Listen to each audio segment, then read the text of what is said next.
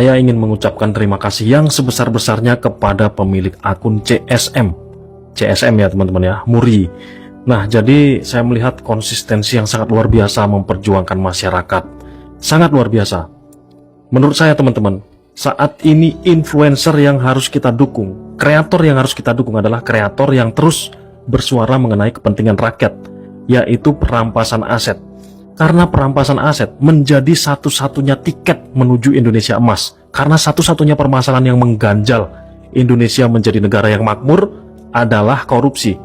Ketika uang-uang ini dikelola dengan benar, sudah banyak profesor yang mengatakan tidak perlu diragukan, Indonesia bisa digaji teman-teman, per kepala di atas 20 juta per kepala per bulan tanpa kita harus bekerja susah-susah. Tetapi karena faktor korupsi yang sangat luar biasa mencengkram di Indonesia, maka sampai dengan hari ini tidak bisa kita mendapatkan kesejahteraan itu. Di bawah bumi kita yang kaya ini kita hidup miskin dan menderita. Bahkan kita mencari lapangan pekerjaan kan pun sulit. Jangankan kita level pendidikan SD, SMP, SMA, level sarjana pun susah mencari pekerjaan. Itulah penyebabnya teman-teman. Penyebabnya karena banyaknya korupsi. Sehingga kemudian perampasan aset adalah satu-satunya cara. Dengan non-conviction based forfeiture tadi, koruptor tidak bisa berbuat apa-apa ketika nanti dihukum. Karena dengan prinsip tersebut, harta dirampas di depan. Setelah menjadi tersangka, selesai, nggak punya apa-apa kecuali pasang badan dan mengakui dengan siapa dia melakukan korupsi. Jadi semuanya bisa diputus rantai korupsi itu.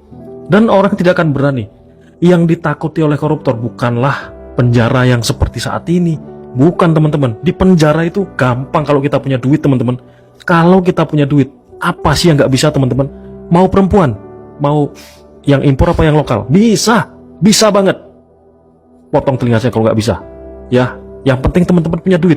Nah, ketika perampasan aset ini diterapkan, tidak ada satupun koruptor yang akan punya duit. Sehingga kemudian hukum bisa ditegakkan. Kita bisa ngeludahin mukanya koruptor di penjara nanti teman-teman. Itu loh. Makanya perampasan aset ini terus diundur-undur.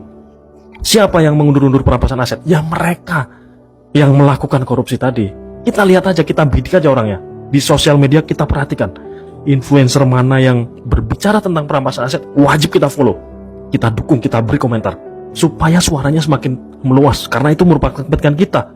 Kepentingan kita sebagai masyarakat. Namun ketika ada influencer yang berbicara tidak setuju dengan perampasan aset, sudah, itu berarti musuh kita. Apalagi ada pejabat yang berbicara terkait dengan perampasan aset, belum bisa disahkan. Dengan alasan-alasan yang seperti yang sudah saya jelaskan di sebelumnya. Apakah alasannya takut nanti tumburan dengan undang-undang lain kah? Apakah alasannya karena undang-undang kepolisian, kejaksaan itu belum siap mentalnya?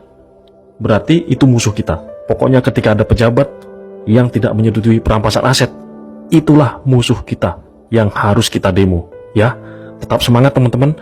Dukung terus kreator yang menyuarakan perampasan aset. Semoga Indonesia bebas korupsi.